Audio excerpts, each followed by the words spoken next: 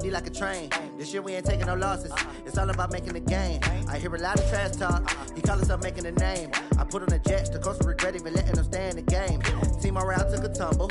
Next time be humble. I'm the lion in the jungle. You just trying not to fumble. Rumble, young man, rumble. Never slip nor stumble. I take off, poof, magic. Now watch me juke through the traffic. Footwork fantastic. Dominating every facet. Treat the pocket like plastic. Here come the blitz, pass it. Got it on smash. Put in the gas. I will not crash. 100-yard dash. 100-yard dash. 100-yard dash. 100-yard dash. 100-yard dash.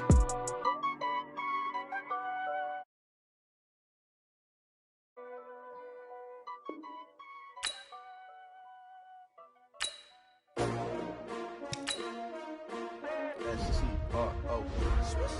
Yeah. How many of y'all came to win? Oh, they asking my name. T-R.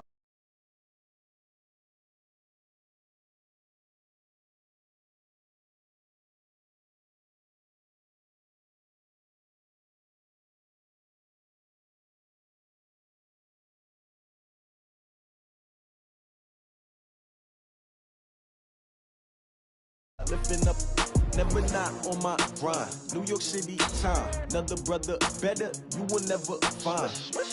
I've been in my bag like groceries. Competition shouldn't take shots, take notes, please.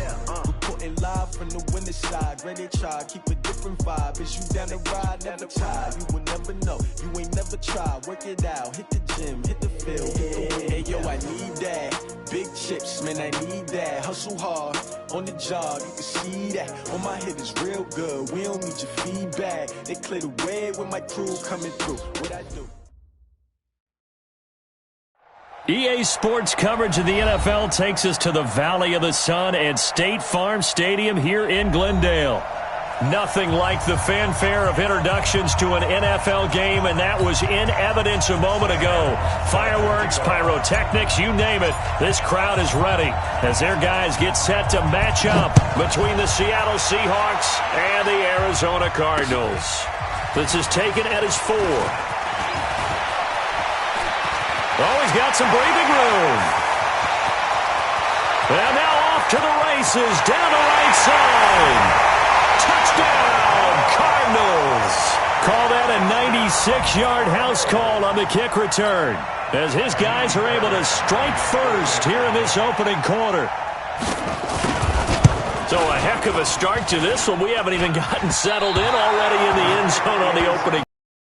You know what happens, too? Now you got to translate what that means, because I think for a team to just score, I think they'll be more aggressive now. They'll be bolder. They're playing with a lead and an early one and some momentum. So if you're the offensive coordinator on the other side of the field, you better be prepared for some heavy pressure coming your way. They're going to try and get another big score and a big one early.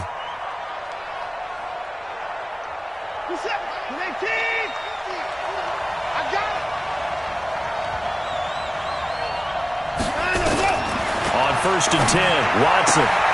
It's brought in complete. It's John Brown.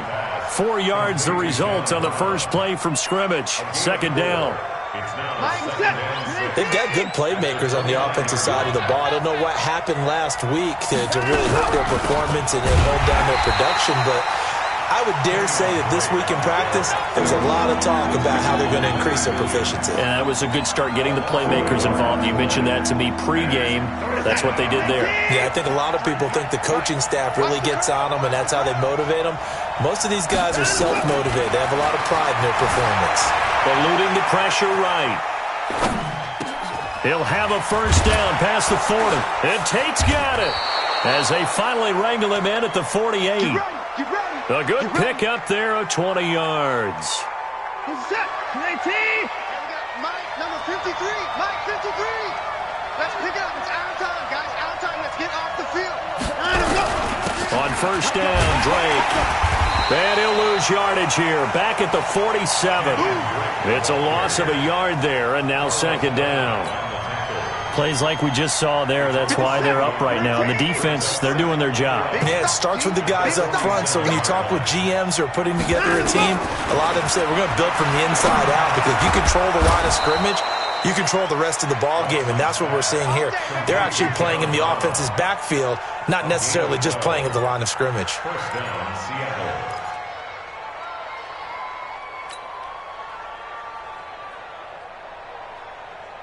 So into Cardinal territory now. It's 1st and 10 at the 41. Counterplay, Drake. And not a lot of daylight, not really any daylight inside, as he's going to be stopped right at the line of scrimmage. Brings up 2nd down. As usual, the hallmark of a good run defense, linebackers making plays near the line of scrimmage. Absolutely nowhere to run there. Throwing on 2nd down. Watson. And a big loss here as he's taken down.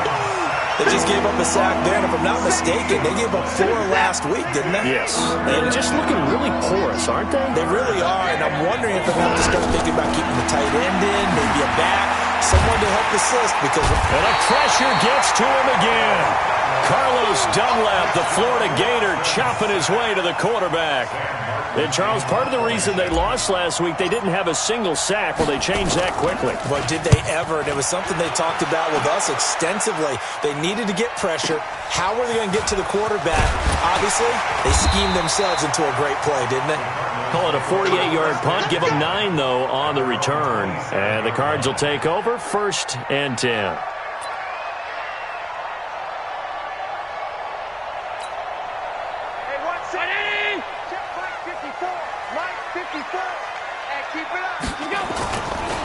Melvin Gordon, the 2-time Pro Bowler.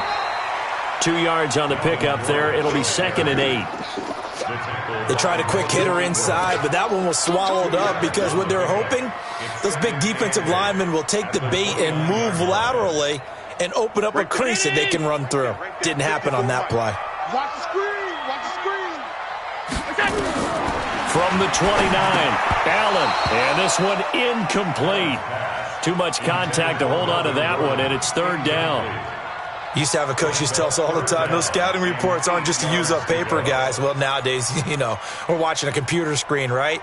They scouted this team very well. Know that they like to use the running backs in the passing game. They covered that play successfully. So the failure to connect on 2nd down, that leaves him staring up here at a 3rd and 8. He's got Njoku, his big tight end. And they're going to mark him down short, maybe by about a yard, if that. It'll be a gain of 8, but it'll also lead to a 4th down. So on 4th down, here's Sam Cook to punt it away. Back deep, Golden Tate. And a little too much mustard on that one. It hits a couple yards into the end zone.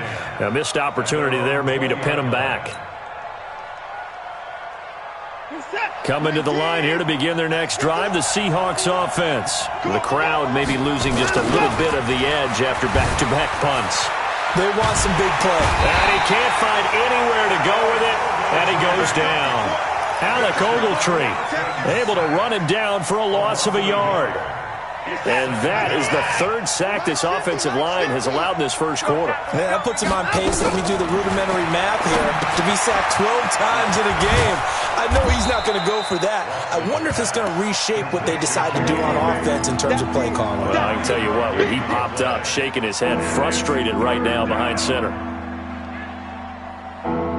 What's that? Ricky! All day, every day, any day. Watson on 3rd down.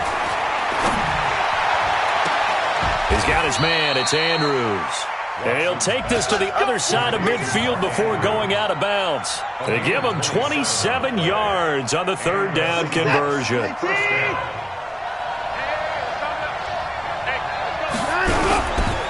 This is Chris Carson, 1,000-yard rusher a year ago. It's a gain of a yard, and it'll take us to the end of the first quarter. They tried a quick hitter inside, but that one was swallowed up because what they're hoping, linemen will take the bait and move laterally and open up a crease that they can run through. Didn't happen on that play. On 2nd and 9, Watson. And this one's incomplete.